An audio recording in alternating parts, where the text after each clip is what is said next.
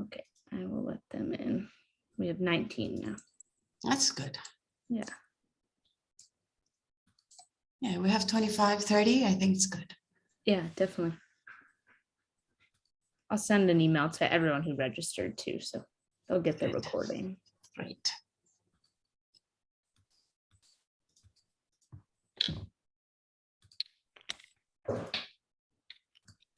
All the beaches and deserts in the world. People's real problem with memory.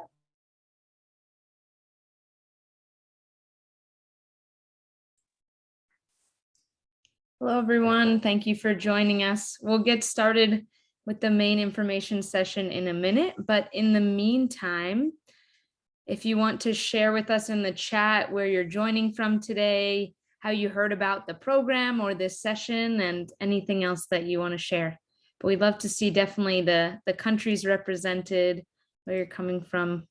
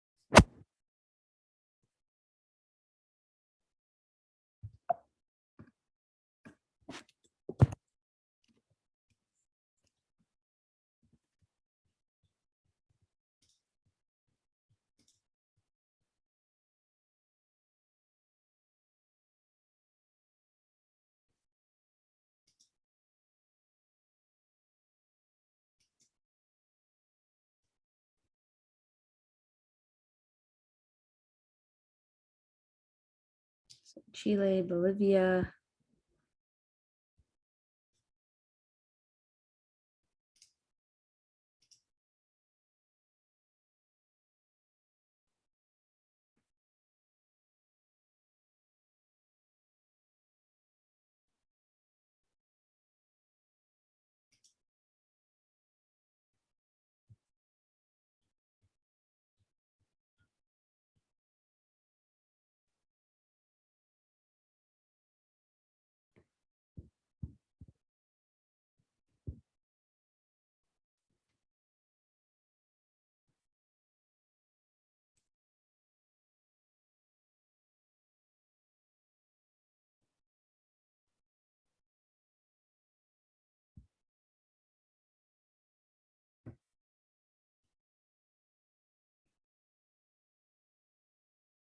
Have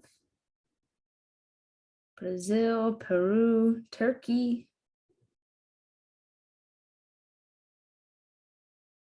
We have a few countries represented today. That's great to see.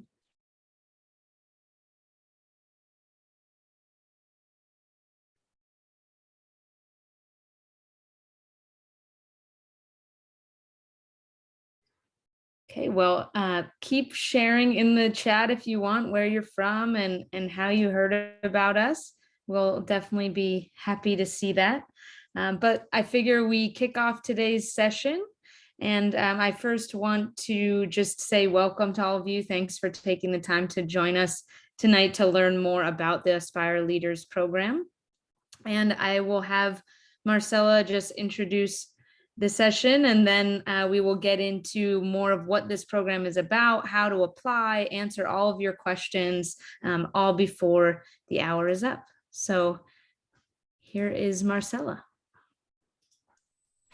Hi, everyone. So pleased to see the screen full of faces of students. Hopefully you guys can show your screen so we can have a conversation that is more intimate. My name is Marcela Renteria, and I am the Executive Director of the Chile Regional Office at Harvard University. It is part of the David Rockefeller Center for Latin American Studies. This is the second year that we are helping, promoting, and sponsoring the Aspire program.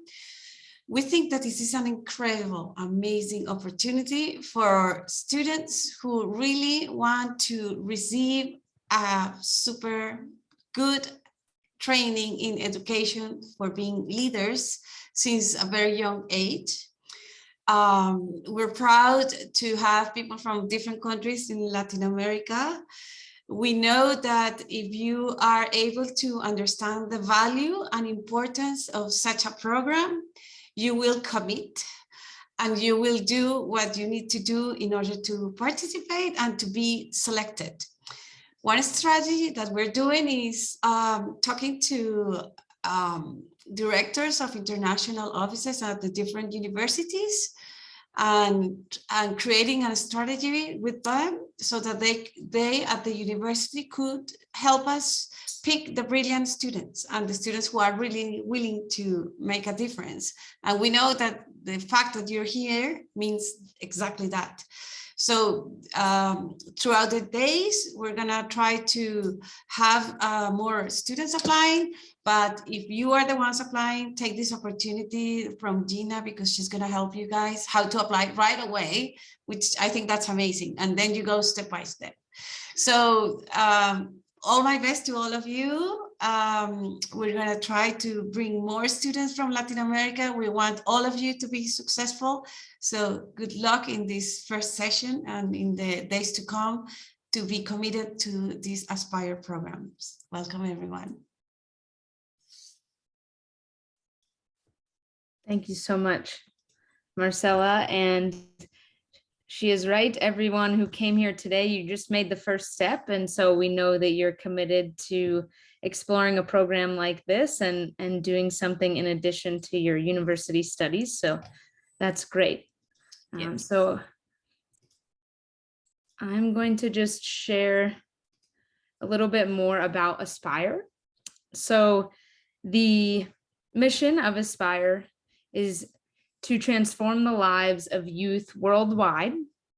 So anywhere in the world at scale, meaning we want to reach as many of you as possible who are currently in marginalized situations. So from low income backgrounds, but currently enrolled in a university program. And we want to help these students, to enable you to make a positive impact in all aspects of your life and hopefully make a change in your home country. So we're not asking you to come to the United States. We want you to do this program and say, how can I make a change in my community? So the Aspire Institute was founded, or the program, which previously was Crossroads Emerging Leaders Program, if you've heard of it by that name, was founded at Harvard University back in 2017. But now we're an independent nonprofit, so we are reaching students all over the world, and we can also have professors and contacts from all over that work with students during this program. But the goal is to reach students who are 18 to 26 years old, who are first in family to go to college, meaning that their parents nor grandparents have gone, but maybe a sibling or a cousin have gone to college. That's okay. Or you're recently, so you're currently enrolled or you're recently graduated. So maybe you graduated a year or 2 or 3 ago, and that's okay as long as you haven't gone on to pursue a master's or a postgraduate degree. And you come from a low income background, which is based on trust, and it varies by country. So if you think you came from a low income background, then you probably know that about your family. So some of the main things that you'll get from the program are connections to world-class faculty. So we still have connections with our Harvard faculty, but also world-class faculty now around the world. It's also a fully funded program, so no cost to the application, no cost to the program, it's all free. And so you get online courses, which Erica will talk about in different stages of this leadership development program. If you move on to finalist stages, which again we'll go into, you have the opportunity for mentorship, seed funds, which one of our alums who was here today can speak to as well. And so those are, and even internships in your home country. So these are just a few of the main benefits you can get out of the program if you meet these basic eligibility requirements. As you can see, we truly have a global reach. And so you will be in a classroom environment online with students from all over the world. And regardless of where you're from, you join online and you may be, sitting with someone who's in Africa or Lebanon or another country in Latin America. So that's another great benefit of the program. And the idea is that you are this great talent out there, right? And there's the reason that Aspire Leaders Program exists is because we know that there's talent all over the world, but there's not necessarily the resources and the opportunity for that lost talent to get, as far as some students who may have more privilege. And so we want to take those students and help them get the resources and the opportunities to show their talent and use their talent to become self-confident, to become, change agents in their community, and to be action oriented. So those are some of the goals of the program.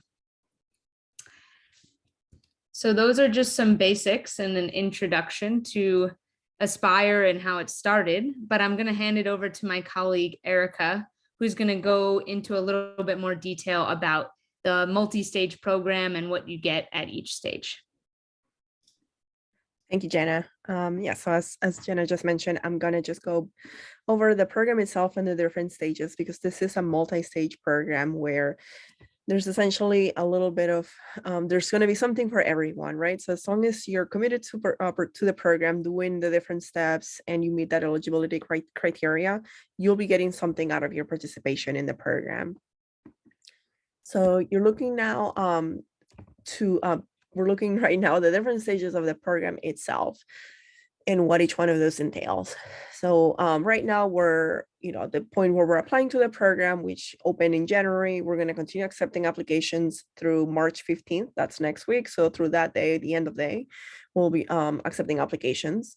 Now, the first stage of the program itself, anyone who meets those requirements that Jenna mentioned of being first generation, low income, 18 to 26 years old, anyone who meets that criteria and applies to the program by the deadline would be moving into the first stage of the program. So that first stage, we invite everyone to take an online assessment with us that roughly takes about an hour and a half, where we try to get a sense of how your English skills are, because the program is conducted completely in English. Now, we understand that most of our students come from countries where English is not the first language that's employed, right? So for many students, it's their second, third, fourth language.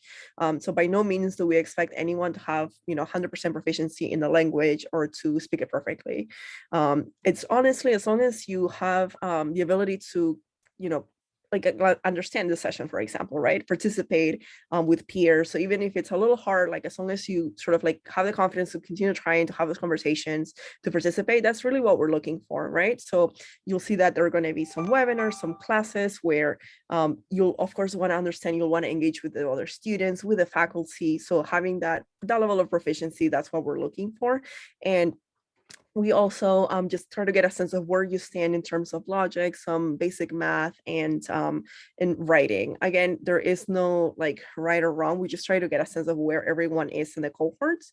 That's the first stage of the program. We give you a 1-week period during which you can do that assessment online. After you move through that stage, you complete that assessment, you're going to be invited to stage 2 of the program, where we're going to be giving you access to a few courses through Harvard X. So these are online courses that are completely asynchronous, which means that you can sort of go at your own pace. You can, do them 6 in the morning if that's what best fits your schedule, or in the evening, portions of 30 minutes here, 30 minutes there, or if you're someone who likes to sort of get several hours in one day, whatever fits your schedule best. And everyone is going to be pursuing the same course. It's a general leadership course. And one additional course that you will get to choose from 4 that we're going to be sharing with you. Now, that required course on leadership, the Institute will be fully funding your certification once you complete that course. So that means you do all the work, you complete that course by the deadline. We are paying for the certificate, which is something, again, that even if you only make it to stage 2, that's something you'll get to keep for yourself on your name, right? So That is again stage 2. After you're done through that stage, we're going to also invite you to stage 3, where we're going to be offering several live webinars with faculty. About half of them probably will be Harvard University faculty, and then faculty from other universities from around the world. Those webinars, these classes will cover several different departments, different topics. So we know that, we do have or 2 founders of the program itself who come from the business school. So they have a very strong business background, right? Business and management, but you can expect a good variety of topics to be covered. So we're going to have some webinars on arts, humanities, science, yes, business. You could expect also though, other topics to be covered. So that's because we know that the students that come to us, they come with all kinds of career and academic aspirations. So not everyone, applying to the program is hoping to do an MBA, although if you are, that's fine. We understand that we have a good variety of students coming through the program who want to get different experiences. So even if, again, if you're coming from background where you want to be a lawyer or a doctor, or you want to go into archaeology, it doesn't really matter. There will be something for you. And we also encourage students to go well beyond what you're pursuing for yourself. So we've had students who were when they started, were focusing on one sort of aspect, one career, right? Maybe they wanted to do history, and they sort of took some Python classes through one of these webinars. Like we actually had one alumna who went through the program and did one of those things where she just took up one of the courses in something that she never before had any interest in, and found out this was something was very interesting to her, and she ended up like creating her own website. She took a Python class. So we do encourage students to go beyond what you're already studying in university, because the program itself is supposed to be complementary to your education in undergrad. So even if you're a recent graduate of undergrad, that's also fine, but it's by no means supposed to replace your studies. It is supposed to complement that journey. So again, that is stage 3, where we're going to have these live webinars with the faculty, and you'll get to choose which ones you want to participate in, and you'll be in sort of like in classrooms essentially with anywhere between 80 students, 100 students, depending on how many sign up. Some classes will have a little more than others, and you'll get to interact with the faculty and the other students coming through the program. After this stage, we're going to be inviting essentially the top students that have gone through the program so far. We're going to be inviting them to be semifinalists. When you become a semifinalist, what that means is that you're going to be invited to apply for the final stage of the program itself. Now, you will have applied at this point, right? Obviously, what we're doing right now is accepting the initial applications for the program. This second application is a little bit more thorough. So here we're going to be asking you to do a short video interview. We're going to be asking for you to submit a statement of purpose, and all of these different parts of your application at this stage. We're going to also assist you and help you along, because we don't essentially assume that anyone coming through the program has written a personal statement, or that everyone has like a perfectly put together resume or curriculum vitae. We understand that, so we're going to be giving you the tools to sort of create that portfolio to apply to be a finalist. After that, we select the top students among the semifinalists who applied, and they become finalists in the program itself. So these are sort of like the top of the class at this point.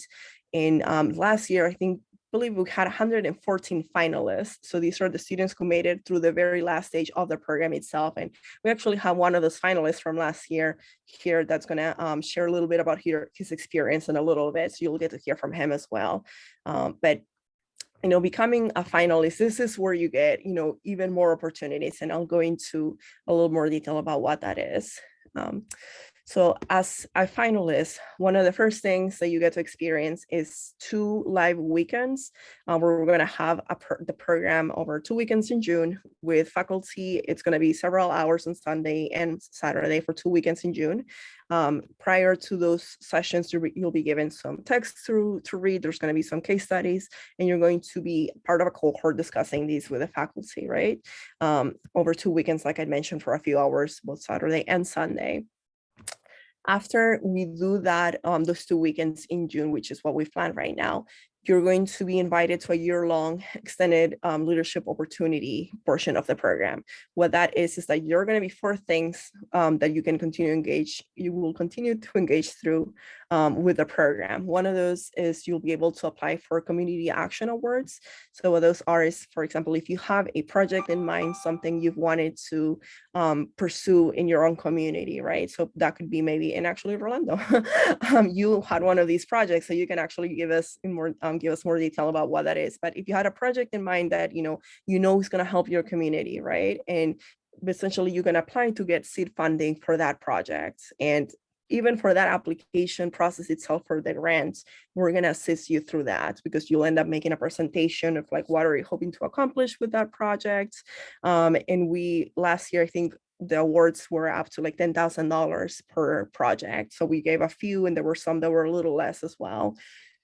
The second thing is scholarship/grants. So these are smaller amounts of money, but essentially money that you can apply to and used to further your education. So for example, we've had many students who wanted to take the TOEFL, right? They wanted to apply to a graduate program outside of their country where the TOEFL was required, and we know that it's a bit expensive.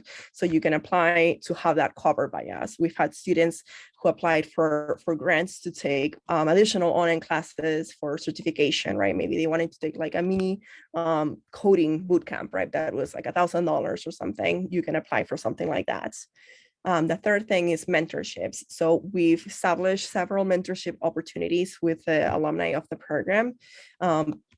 Thankfully, we do have amazing connections with Harvard Business School alumni and alumni from other top schools who are, just dying to work with our students and, help them, build out their resumes, coach them through, whatever that next step is for their career, whether it be to apply for, their first job out of university or for applying to pursue a graduate degree. So we set up these opportunities, and we try to be mindful of where everyone is coming from. So we try to connect you to mentors who are coming either from your country, your region, or community, who can sort of like speak with you and also like have gone through some of the challenges you all are facing right now, or they share a similar context and backgrounds, and are able to sort of like connect with you and walk you through these processes. Now, the fourth thing, is internships. So as part of the program, we try to help students secure internships in their communities or their countries of residence. And last year, I believe, we had 115 or so internships pursued. 44 students got offers and 20 of them accepted. So what we do is try to establish a connection between you and maybe like an organization that you're hoping to work with. And again, creating that opportunity to do an internship with that organization that you've had in mind within your own your own community, or virtual if it's that's also an option if it's with an organization that's outside of your region, outside of your country. Essentially, we'll try to leverage the network that we have and the resources that we have to help you in every way possible, because ultimately we want to continue to engage with students as they move through the program, because even though you might be an alumnus from 2021, it doesn't mean that after that year you're done and we forget about you. We continue to be engaged with students even after they've completed the program. So that's it for the program itself. I don't know if anyone has any questions about the actual program for now that I could answer for you, but we will be having a Q&A session towards the end of our info session today. So you can also ask your questions at that time.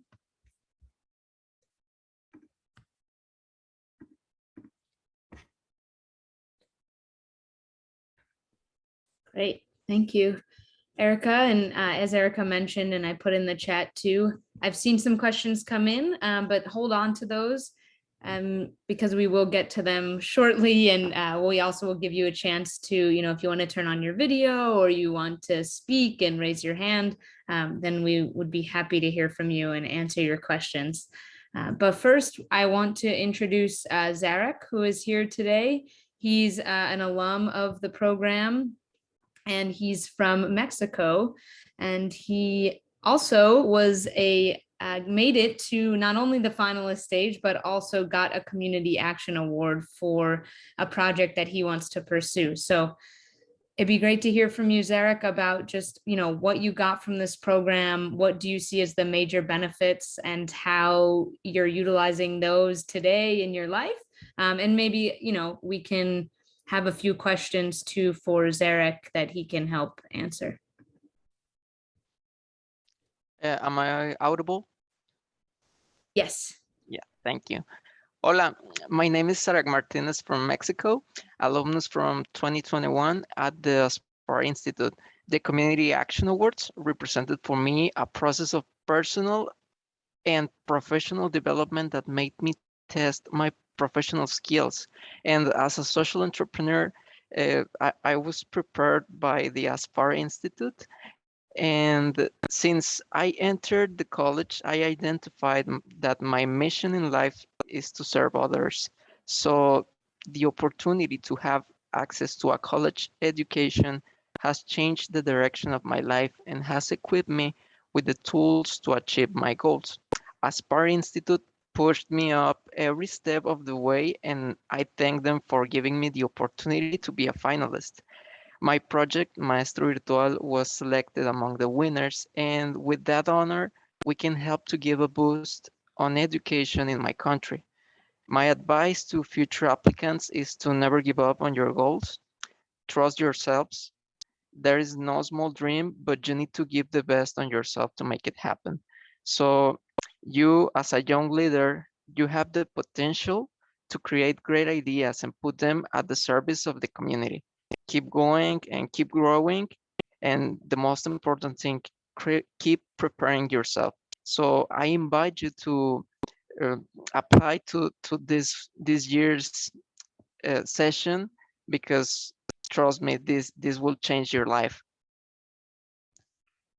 And I was thinking, if you wanted to say a few words in Spanish, I think the majority of the students are from Latin America, so I'm sure a message in Spanish will be welcome. Ok. Bueno, chicos, de verdad, aprovechen esta oportunidad, créanme que vale oro.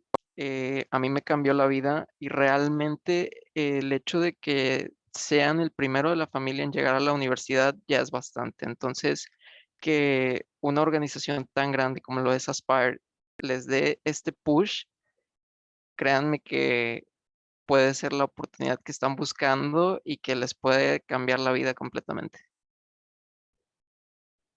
Thank you. Thanks. May I ask a question for him? ¿Puedes contar un poquito por qué ganaste, cuál fue tu proyecto y qué te motivó a hacerlo para que ellos entiendan un poquito?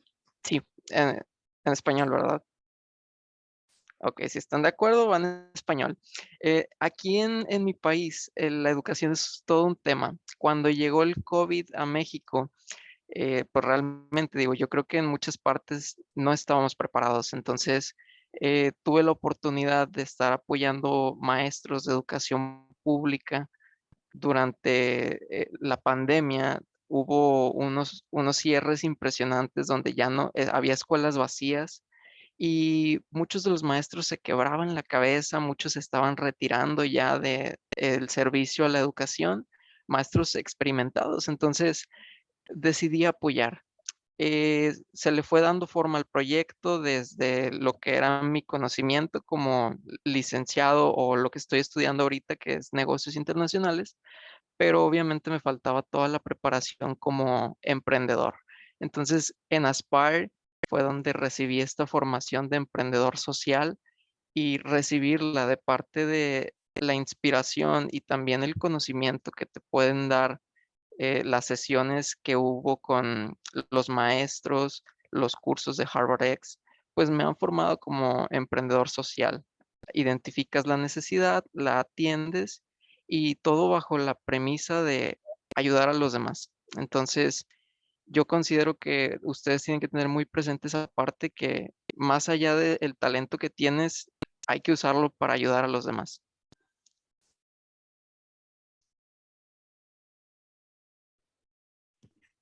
Thanks. Otra pregunta que quisiera hacerte es, obviamente siendo estudiante y haciendo el programa, es bastante trabajo, ¿verdad? Ya estando bastante ocupado en la universidad, ¿cómo hiciste para balancear las responsabilidades que tenías de la universidad más hacer el programa que definitivamente requiere, ¿no? Ciertas semanas, horas de dedicación, especialmente si estás postulando también a los grants y cosas así. ¿Cómo hiciste para balancear esas dos cosas? Como les decía, yo como estudiante de negocios ves toda la parte de la teoría, pero lo que me encantó del programa en Aspire es que te desafía a seguir mejorando, construyéndote. Entonces me dio la oportunidad de formarme como emprendedor y esta formación que se requiere involucra lo que es administrar tu tiempo, desarrollar habilidades tanto blandas como profesionales, manejar tus emociones, porque muchas veces estás al límite con la escuela, estás al límite con lo que te estás planteando lograr y pues mayor consejo que yo podría darles, delimiten bien sus horarios y los tiempos. Yo aquí, por iniciativa propia, aprendí a manejar una agenda y pues organizar mi día por bloques. Entonces, fue así como pude lograrlo. Si no te organizas, realmente puedes terminar mal. Sí, me imagino, gracias. Otra cosa que quería preguntarte es, am, ¿cómo te fue con el inglés? ¿No? El programa en sí es completamente en inglés, ¿no? Y siempre va a ser mucho más fácil comunicarse uno en su lengua materna, ¿no? Pero ¿cómo encontraste el nivel de inglés? O sea, comparado a tu nivel de inglés y el curso, ¿te sentiste, o sea, a buen nivel? ¿Cómo fue esa experiencia durante el programa para ti? De hecho, en mi caso muy particular, es de las primeras experiencias internacionales que he tenido. Realmente yo nunca he salido de México, entonces el poder convivir con gente de Sudáfrica, gente del otro lado del mundo, es muy bonito, entonces la motivación también te ayuda, sumado a que también la actitud de todos es muy amigable, todos están muy dispuestos. Realmente sí, en ocasiones te ves en esta necesidad de decir, oye, ¿puedes repetir lo que dijiste porque no te entendí? O puedes aclarar lo que estás explicando y es válido. Digo, al final estamos entre estudiantes, entonces esa es la libertad y lo bonito de tener amigos de otros países. Yo personalmente guardo en el corazón los amigos que hice durante las sesiones. Buenísimo, gracias.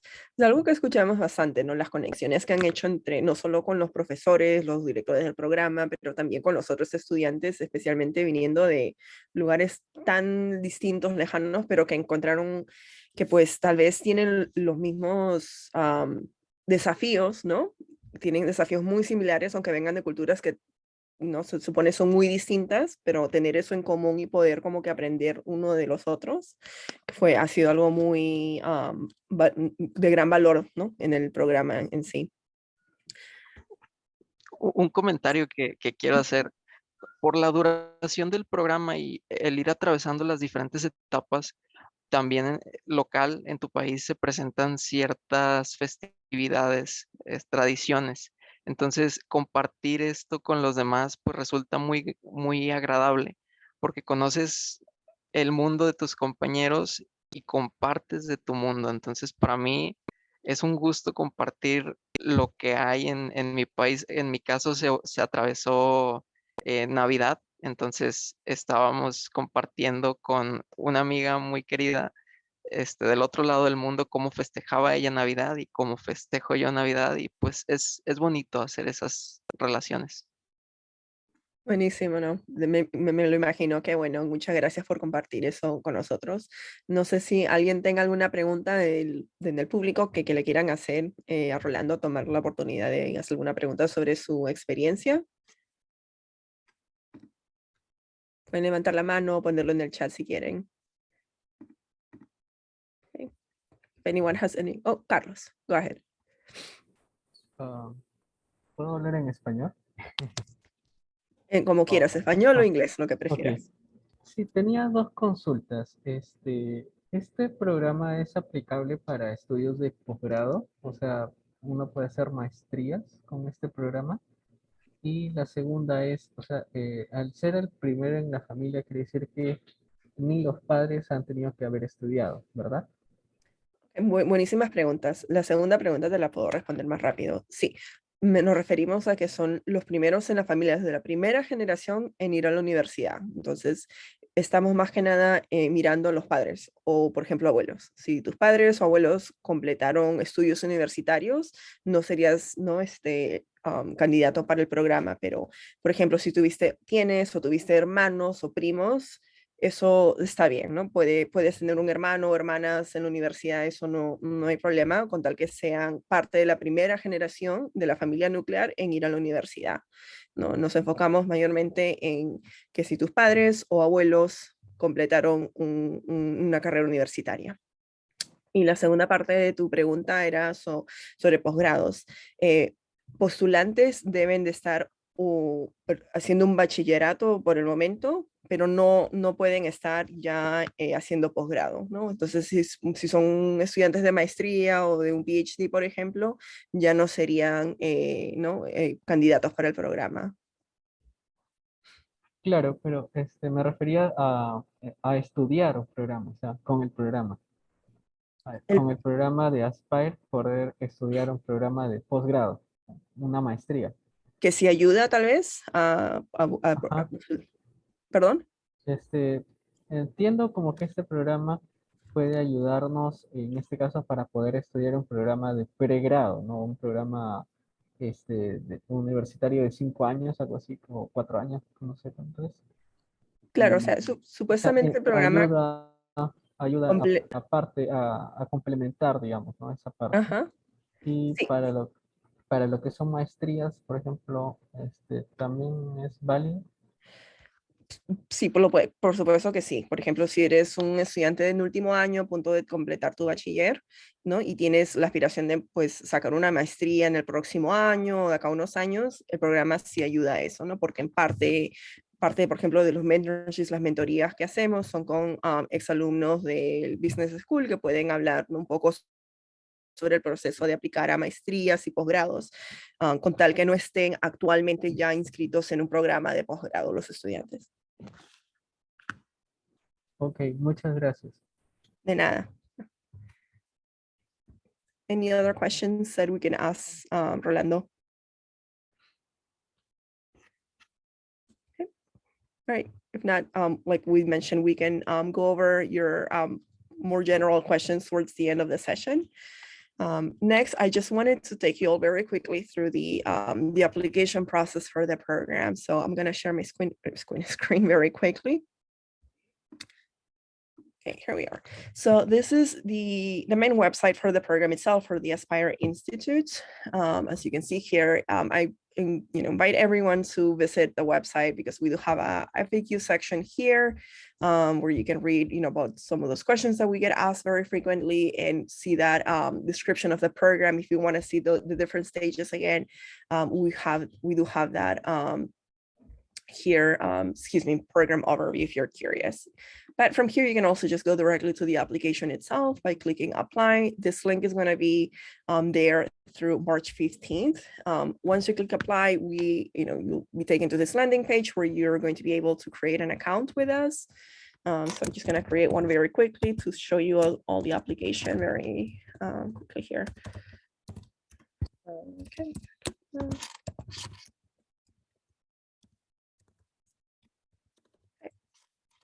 And I'm just going to create a password. Usually the application itself takes maybe 15 to 20 minutes to complete, maybe a little longer. Now sign up, make sure that the email address that you're using is going to be an email address you'll have access to for the next year at least, because that is going to be the address that we use to contact you throughout the program. So if you're about to graduate and you were thinking of using maybe your university address, and you won't have access to it after a few months, reconsider using maybe like your personal address, as long as you'll have access to it for at least another year. So as you sign up, you'll see here our marketing policy, which essentially you can decide whether you want to continue receiving more information about the program, yes or no. I'm going to click yes, I want to receive more information. Okay. Continue. And now you can start an application. This will already be pre-selected for you. So just click continue. And it will just take a few seconds to load like I mentioned, it takes roughly 15-20 minutes to complete the application once you get started. It's got, I think, maybe like 4 or 5 pages, and I'll show you all of that in just 1 second. All right, so yes, you will have received an email just asking you to verify your address. Next. This is just letting us know that as you move through the application itself, all of your answers are going to be automatically saved so that if you do, have to stop halfway through the application, when you log back on, all of that will have been saved for you. And this is just about the tabs on the application, and that when you do submit it at the end, if there are any missing parts of the application, the system will let you know. Okay, so here we are. So here is just some general information about the application if you want to read more about it, about the program itself and the different requirements. So moving on to the next section, personal, where we are going to get some just basic contact information about you. It's not too long. Your address, phone number, those sort of things. Then next section asks about your background, where we're just trying to get a sense of who you are, where you're coming from. We ask a little bit about your family. What are you studying? What are you hoping to study? If you haven't decided a major or concentration yet. So that's this section here. Like I mentioned, we asked a little bit about your family background to get a sense of where you're coming from. In the next section, growth mindset. This is, I would say, more of like a personality section. There are no right or wrong answers here. We're just, again, trying to get a sense of where, what are these personalities, right? For the students who are coming through the program. Some are going to be more extroverted or introverted than others. That's okay. We just like to get a good sense of who is in the room, as far as personalities go. And there are, again, no right or wrong answers in this section. Just answer to your best ability. And then for the last part of the application, program details, we're going to ask you some questions related to the basic criteria, eligibility criteria of the program itself, and just a little bit more about yourself. We want to know, like, what have you traveled beyond your country? What is your international experience? If you have any, if you have traveled, you'll get to sort of tell us a little bit more about, about that. Was it like a vacation, or were you part of like a program? Are you studying abroad? We do know that many students who apply, they might have migrated with their families when they were very small. So, you can fill that on here. Just let us know, like my family migrated, like I was born in maybe Colombia. I now live in, Chile. You can just give us whatever details you want on this section. If there's now anything that you want to share with us, about any special circumstances surrounding your candidacy to the program, or anything you want to bring to light for the admissions committee, you can use this section that is technically optional, but you can share more about yourself. So one of the ways that students use this, for example, we've had students apply to the program who maybe had one of their parents who did complete a university degree, right? They completed their bachelor's in engineering, but maybe that parent passed away when they were 3 years old, right? So technically on paper, they're not first generation. However, because that parent wasn't a part of their life, right? They didn't get to know that parent. They couldn't have been a huge influence in their lives, right? So we would consider that person still to be first generation. So if there's anything like that about your own candidacy, about your own specific situation, your circumstances, please feel free to use this section to share that with us. Or if you ever have questions about your own eligibility for the program, you can email us if you're not sure whether you should apply or not, and we'll answer those for you. Because we understand that a lot of these, eligibility criteria, there is no like black and white. There's a lot of gray areas in between. And we saw that even with some of the questions that we were getting. Sorry, actually, I did not mean to stop that so quickly. So make sure you're using this if you need it, just to share anything with us. We do read through that section when we review applications. And that's really it for the program. It's the program application itself. Once you've filled out the entire application, you can just please make sure to click submit at the end. I've seen many students who went through the entire application, answered every single question, and don't click submit and just exit out because they thought like, they finished. I know it's 20 minutes of answering questions, can be can be a lot, so they forget to submit the button. But the application is not showing up on our end as submitted if you don't click submit at the end right now. Because I haven't really answered anything, the system is obviously letting me know that I'm missing 55 questions. So it will let you know if you missed any one question. And I know because it's 5 sections that are a little long each, you might have missed a question here or there, but the form will definitely let you know. Make sure that you are submitting that form by the 15th of March. And that deadline is based off of like Boston time. So by like midnight Boston time on the 15th, that's when that application will be closing. Okay, now I can actually stop sharing. But that's it. That's it for the application. If you have any questions about the application as you're going through it, please email us. We monitor that email daily, and we'll answer your questions as they come. Thank you. And yes, Jen has been sharing those links on the chat with us right now, like a direct application link and the link to the website itself as well, with a reminder of the deadline. Thank you. One question that I did see here that I'm not sure we answered was regarding the age requirement, right? So technically, yes, the age requirement is that students have to be between 18 to 26 years old. Now, we do have, students who are a little older who've been accepted into the program, right? So how can that be, you might ask? So we do understand that a lot of students had to start their university career a lot later than their peers, right? So we know that students in many cases, they become, caretakers for family members. Something happens and they have to go and work and earn money for the family for a few years before they can pursue their own, right, university studies. We take that into consideration. So if you're a non-traditional student who started university a little later, so maybe you're 27, 28 years old, still maybe on your last year of university earning your bachelor's, you can still apply to the program. If you're ever unsure, email us with your specific case, any doubts that you have, and we'll let you know whether you are eligible or not. But generally, we do have a little bit of flexibility when it comes to those requirements that Jenna mentioned, right? Around the age and, what it means to be first generation. There is a lot of nuance in life, and we know that. So we take that into consideration when we're talking about those eligibility requirements, because we don't want anyone to miss out on this program, essentially, who could benefit from it. I think we can just go directly into questions and answers, the Q&A, if anyone has questions that, maybe they asked earlier in the chat that we haven't gone through. And you can ask him in Spanish or in English, whatever works best. Oh, I see one actually here from Juan.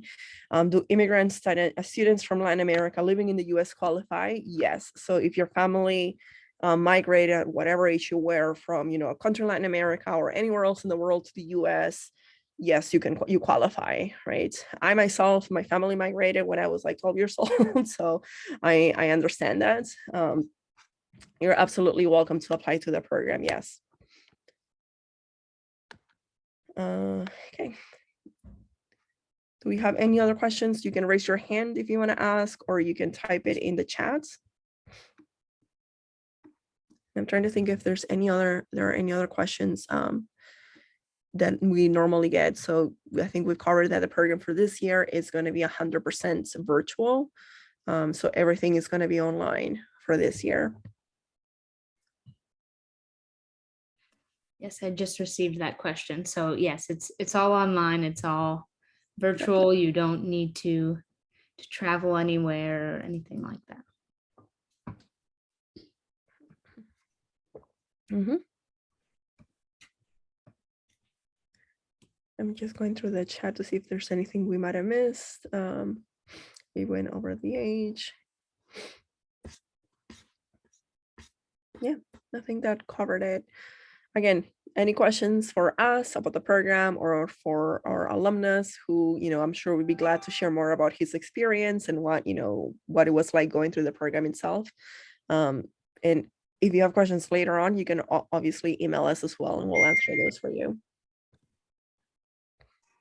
That's one question that maybe the students could have in the future, and it's regarding the internships that you offer. For example, if I am applying in Chile and I do the program, then the internship site is going to be physically in Chile, or is also online, and it could be an internship in another place because it's online. So either one, actually. We've had students pursue internships that were virtual and also internships that were in person. I think there were a lot that were happening virtually because of COVID last year and the previous 2 years. So there was quite a bit of that. But if there's opportunity, right, if an office is having people in person, yes, absolutely, it could be either way. Mhm. Which and virtual also just opens you up, right, to like more opportunities beyond your own area. But I know that students in general are very interested, right, in like in engaging within their own community, their own country of origin. So there's maybe like an organization that they've known about that they want to work with that has like a presence in their region. You know, that's I know what most students tend to gravitate towards. Thank you.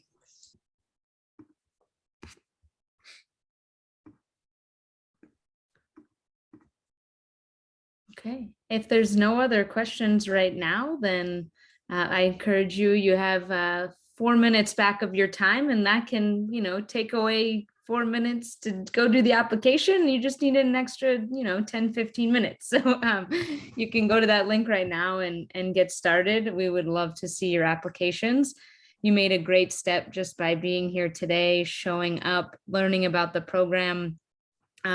So please, use the links provided in the chat. We have the apply link, what Erica just went over, our website to explore more about the program, and then our email if you do have any additional questions. And if you do ask them in Spanish, we should be able to answer that as well.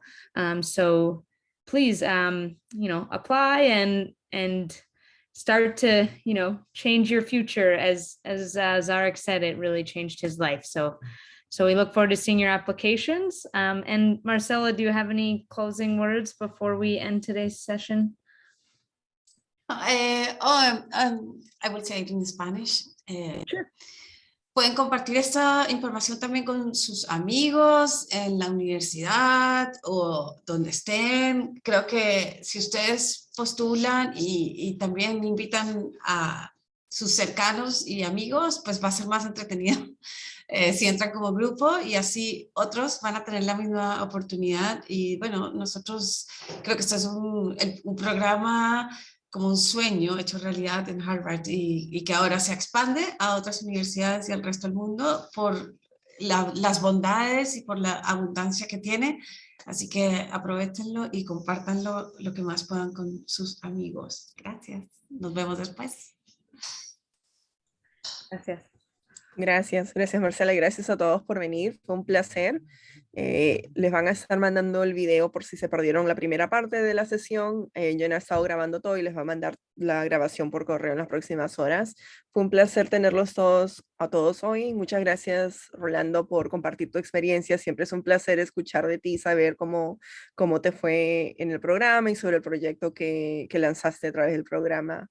Gracias a todos y espero ver sus aplicaciones, así que cualquier cosa, cualquier pregunta que tengan, no duden en escribirnos, ahí les estamos contestando. Muchas gracias y tengan una buena noche. Gracias, Erika y Gina. Nos vemos. Gracias, Rolando, por compartir. Muy bueno. Chao. Chao. Chao.